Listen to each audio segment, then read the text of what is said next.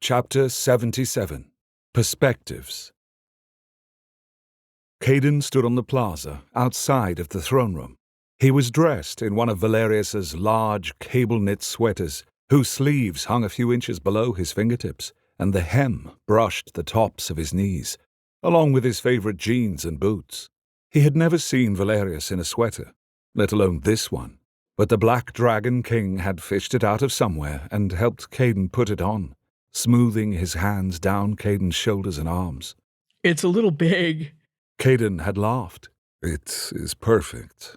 Valerius had counted, his eyes hooding as if it pleased him to see Caden in his clothes. It smells like you, so I love it. Caden had murmured. They'd kissed. And Caden it had felt like expecting to fall, but flying instead. His heart had seemed to expand several times larger as he pressed his face against Valerius's chest afterwards, and the Black Dragon King stroked up and down his back. I wish we could just stay here and ignore everybody and everything. Caden said, relishing the coziness of Valerius's tower. I know. I feel the same. Valerius murmured. His breath puffed against Caden's hair. It was warm. Valerius was always so warm. Caden snuggled closer. But we can't, right? Are you asking or confirming? Valerius chuckled. I know we can't. Caden sighed. Your parents and sister will be here soon, along with Wally and Rose. I've invited them for dinner, Valerius told him. To talk about everything? Caden tensed as he went over in his mind for the seemingly thousandth time what had happened in the below. Yes, but also to plan what to do about your identity. We need to tell them what you want to do, Valerius reminded him. Hide here with you, that's my plan. Caden stated. Valerius's shoulders lifted as he chuckled almost silently. I wish you would hide behind me. But whenever I wonder where the trouble is, all I need to do is find you. Caden snorted. Yeah, well, I feel like I've had enough excitement today. They pulled back from one another, though Caden's hands lingered on Valerius's waist. Valerius was also dressed, but no oversized sweaters for him. It was all silk and leather and black knee-high boots. He looked delectable. He looked like what he was, the Black Dragon King. Is there anything I can do? Caden asked. Valerius lifted an eyebrow. About what? Everything. Valerius smiled. No, not right now. You are a symbol to the faith, so perhaps later I will ask you to speak to Jennifer and Carrie again to make sure they know nothing more, but... But? I tend to think they weren't given more information than they needed to know. They're true believers, so they wouldn't have asked any questions either. Valerius frowned, his plush lips flattening. What will the other dragons say about this? Caden asked. We will find out. Tonight. Valerius leaned in and kissed Caden again. Caden could still feel that kiss as he watched the sunset. He wrapped his arms around himself and leaned on the plaza's balcony, looking over Reach. It wasn't cold exactly, but he felt cozy, and Valerius's scent was still all around him, which made him feel safe and loved. He thought briefly on all of the other relationships he had had in the past. Nothing came close to this one. Even as the world was crazy, he felt so sure and steady with Valerius. He half turned his head as he heard Valerius's voice as he spoke to Shione in the throne room, filling her in on all that had occurred. He was just telling her that he would address the dragons at dinner after Queen Jiara's arrival. King Anwar will not appreciate that. Shione warned. Perhaps we should wait for his arrival tomorrow. He should fly faster if he does not wish to be left out. The scowl was deeply evidently in Valerius's voice. Shione sighed.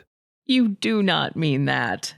Perhaps he should have taken a plane, and then he would have been here and... You were just worried he's going to judge your decor again. Caden could hear Shione's indulgent smile. He said it'll look like ruin chic last time. I think he only meant the ruin parts. The scowling tone was more intense. Caden couldn't help grinning, but the grin quickly died. He tightened his hold on himself. What are we going to do, Iolaire? How can you face an enemy that could be anyone? His spirit cooed its own concern.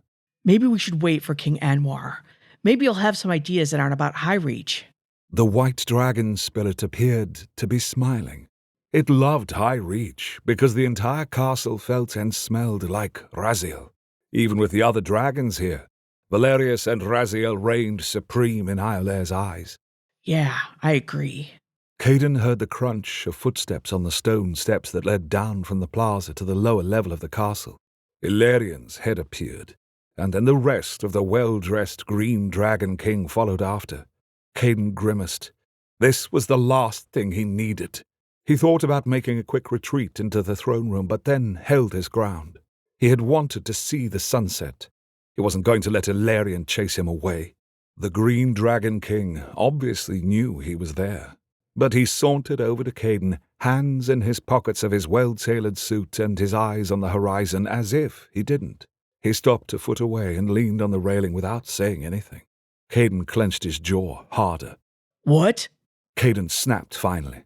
Ilarian turned his handsome head to look at Caden, eyebrows rising as if surprised by Caden's snappishness. Do you have some reason to be angry with me? Caden's mouth opened and shut. Are you serious? Ilarian leaned his hip against the railing. Yes, of course. Why would I not be? You came here flying and all rude and attacked Valerius and... That was to get Valerius's goat, not yours, Valerian said with a wave. I came here to... Claim me as your mate? Caden's lifted eyebrows and words had Valerian nodding and looking slightly sheepish. Yes, well, that may have been premature. Premature? Caden hadn't thought his eyebrows could go higher. You didn't even wait to meet me before you proclaimed I was yours, as if that was ever going to happen, not? Caden shook his head. You didn't even know if you liked me. I do like you. You're fiery. Ilarian laughed then, seeing the growing scowl on Caden's face. He held up his hands as if in surrender.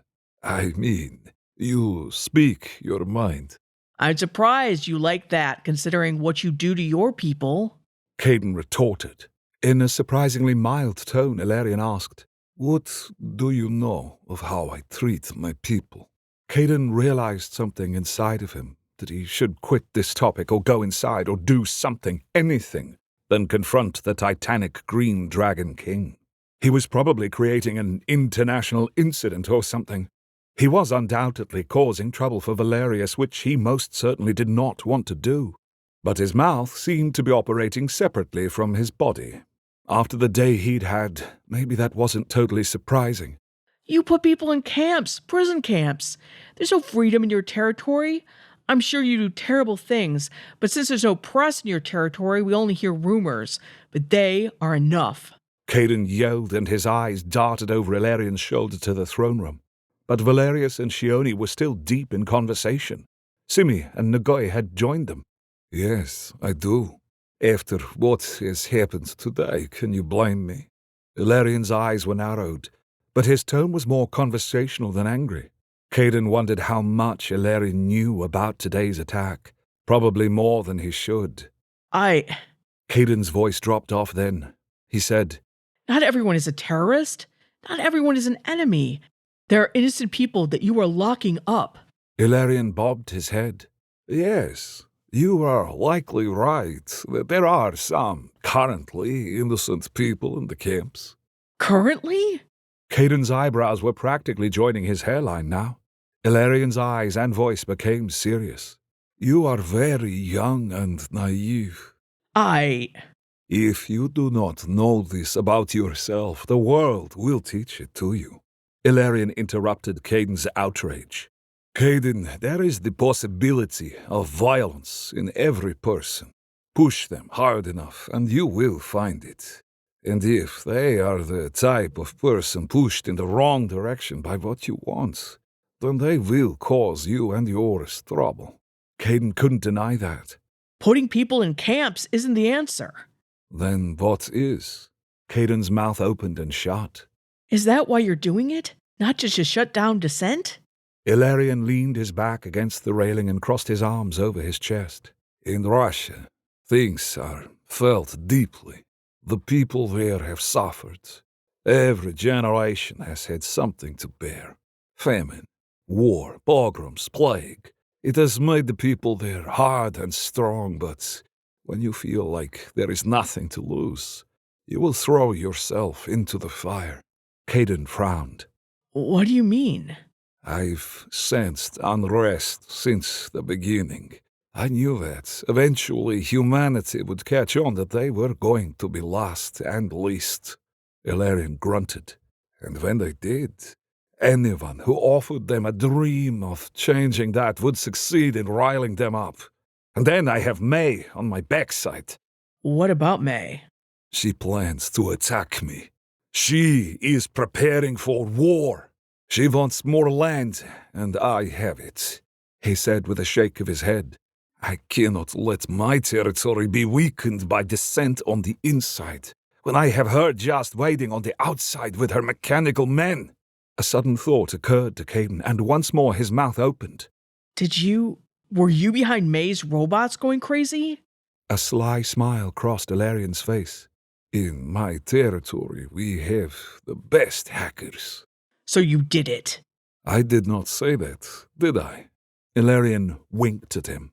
Valerius needs to know that hacking May's robots isn't part of the Faith's abilities. Caden protested. Tell them your suspicions, then. But simply because someone other than the Faith may have had a hand in it this time, does not mean they could not be behind it next. Valerian responded with a shrug. But the destruction of May's little army has bought me time. She frantically seeks a solution to it. Can't go to war if you can't trust your army. You and May can't go to war at all. Caden cried, and he knew it sounded ridiculous.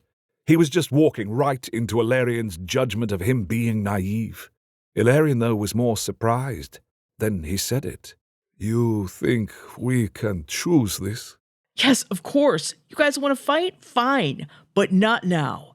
We need to face the Faith and fix that problem before anything else. Caden told him. But even as the words came out, he knew that they were foolish again. Caden, so innocent. Valerian chuckled, but not cruelly. This thing with the Faith, the other thing with humans first, and even the other thing with May, none of them will ever be fixed. You make war and strife sound inevitable. Caden's shoulders slumped. This 30 years of peace has been the anomaly, Caden, not the war coming. That is what is normal. Valerian said and patted his shoulder almost kindly. You should align yourself with the strongest dragons so that your life at least can be safe and secure. Caden straightened and said stoutly, Valerius is the strongest. He expected Valerian to scoff at this, but the Green Dragon King said, he could be, but he cares too much. Today that speech was beautiful. I felt it in my own bones. He should have taken advantage of it and led the people to tear down the temples of the Faith, make some of the faithful hate shifters instead of wanting to blow up people to make more. You mean incite a mob? Valerius would never do that. Caden shook his head violently. With a sad smile, Valerian nodded. I know, and that is why he is not the strongest. Valerian pushed off of the railing and headed towards the throne room. He threw over his shoulder. Think on it, Caden. We may not share a bed, but I could give you the peace you want. You would love my territory with its mountains, lakes, and rivers. Iolair would have plenty of snow-kissed lands to enjoy. Your family would be treated as royalty. And, in the end, what is better than that? Caden frowned after Valerian's retreating back. He wanted to answer, justice, prosperity, and peace for all. But that sounded naive even to his own ears. Just because it might not be possible, does it mean we should just give up? Shouldn't we just keep trying to make a more perfect world? He does not understand that you would never choose safety over Valerius, Tez said from the darkness of the steps where Valerian had emerged from. You both are so romantic. Caden's frown became a smile. Tez, you were eavesdropping. The Gold Dragon King grinned and hopped up the stairs 2 at a time to join Caden. Maybe, a little. It was such a fascinating conversation, and I cannot believe I am saying fascinating in the same sentence as Ilarion. Tez's mouth flattened after saying the Green Dragon King's name, as if it tasted bad. That caused Caden to smile more. He was a little different this time around. Caden admitted. Not as, well... Stupid, as he normally is? Yes, I agree, Tez answered with a nod. He so often plays the strong man who seems only to see the surface layer of things that one forgets. There is some depth to him. Caden shifted his position so that his right hip was resting against the cool stone. Do you think he's right? Tez gave a cough laugh. No, well, not exactly. He flashed very white teeth at Caden. I think descent from one's people is a good thing. Too often those in power forget what it is like to be at the bottom. They take for granted that what they experience is what everyone experiences. They forget the least of us. So the people must rise up. Tez's arms lifted as if conducting an orchestra of the discontented. Caden could almost see villagers grabbing their torches and pitchforks. Even violently? Caden thought of what would have happened if even one of those planned bombs had gone off as it should have. Yes, even violently. Tez nodded, and the feathers in his hair bobbed along with him. Caden must have looked horrified as he added, Sometimes the only way people will listen, as if you have a gun to their heads, Caden. What about the innocent victims? The people in the below have nothing, and now they have to be afraid of being blown up too? Caden gripped the railing. Tez's expression was thoughtful. Like Ilarion, he did not react in anger to Caden's arguments. Caden realized that this had to be because of age. The dragons had lived so long and seen so much. They thought about things rather than reacted. At least they were this way with him, patient and trying to teach. But he didn't know if he wanted to learn their lessons. One way the faith could have looked at this is as that those in the below would be best served by the bombs, Tez said finally. Caden goggled at him. You can't be serious. Tez put a hand on Caden's right forearm. But don't you see, Caden?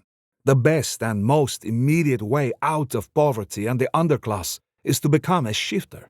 The faith wanted to give the people in the below that chance. And those who weren't so lucky would get death? Caden's voice was bitter. Tez nodded sadly. That is the price. I'm surprised you would be okay with this, Tez. Caden cried. I would like a solution that benefits all. But there is always a cost, and oftentimes the poorest of us pay it, Tez explained. So it is not that I am okay with it, as you say. I just acknowledge the truth of it. Are you going to say I'm naive too? Like a Larian for wanting a different solution? A different paradigm? Caden asked. Tez smiled broadly at him. His sunny face became even more appealing. Not in the least. I think that Aulair and you are here to bring hope. So, keep believing in that other solution. Keep seeking it. Maybe you will find it, while others have not. With a final squeeze of his forearm, Tez too walked off towards the throne room. But Caden was not left alone for long. You look very cozy.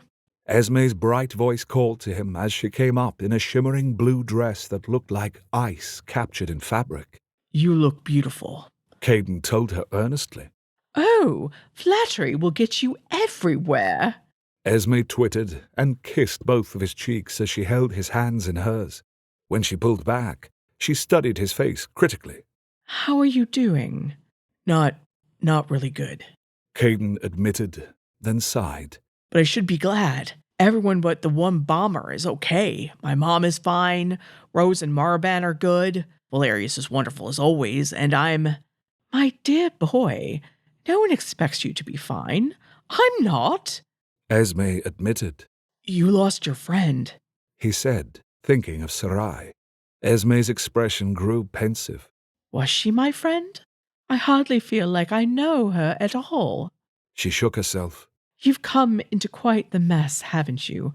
Well, I suppose it is to be expected. Another dragon spirit wouldn't have just appeared when things were calm. How did... Caden stopped himself. Asking for her backstory might be rude or presumptuous, but she smiled as she finished his sentence. How did I join with my spirit? Oh, now that is a tale. I will tell you the abbreviated version. She looked out at the slowly darkening horizon and said nothing for a long time, despite her smile and light laugh earlier. It likely wasn't a happy story. Valerius had indicated that none of the other dragon shifters were made because of good things. I had been in service to a king of a country that I will not name, She said finally. I had outlived most everyone. My faculties were still remarkably good. I was considered both ancient and wise for the time period. People did not live so long back then. Caden resisted the urge to ask her how long ago this was. But my time as counselor to kings was coming to an end. But my enemies, and I had so many of those, determined that I should not go into that good night peacefully. She remarked dryly.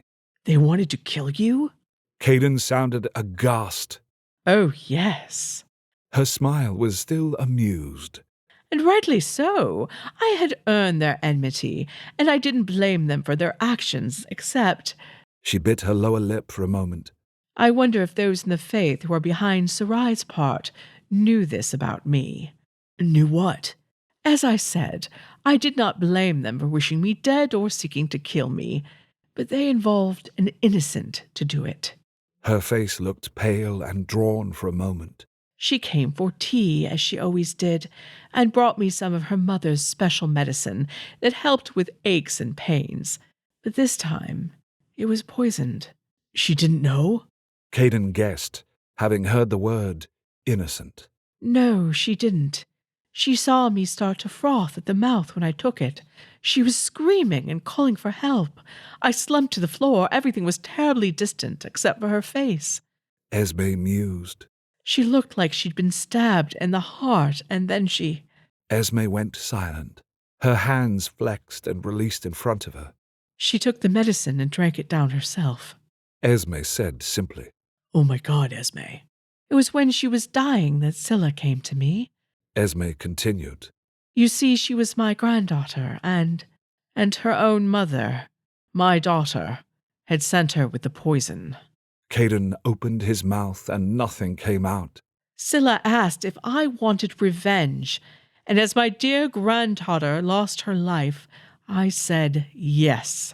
Give me life so that I might take revenge. She answered. I'm so sorry. I shouldn't have... She tightened her hands around his. You should ask. It's important. History doesn't repeat so much as rhymes, and the truth is that remembering the innocent in all of this, the ones that will be twisted to another's purpose, will give us the strength to do what is hard when the time comes. Caden could only imagine how hard it had been for Esme to take revenge against her own daughter. He couldn't imagine what Esme had been through to do it. Yet Esme had said her enemies had been right to hate her and seek her death. What had happened between her daughter and her to earn that? Caden caught movement at the edge of his vision. His head turned as he saw that in the distance was a fog bank. It was huge and seemed to shimmer with its own light. Ah, she's here, Esme said with satisfaction. Queen Jiara has arrived. Have you wanted to support us but have no money? There is a very important way you can help us out. If you know one person who would truly enjoy this story, send them to the first episode. Since gay romantic audio stories are not exactly mainstream content, it's hard for people to find us in a world where Mr. Beast challenges and true crime podcasts reign over us all. But by recommending us, you can help the story get discovered and help someone in your life find what might be their next fiction addiction. I'll post a link to episode 1 in the notes.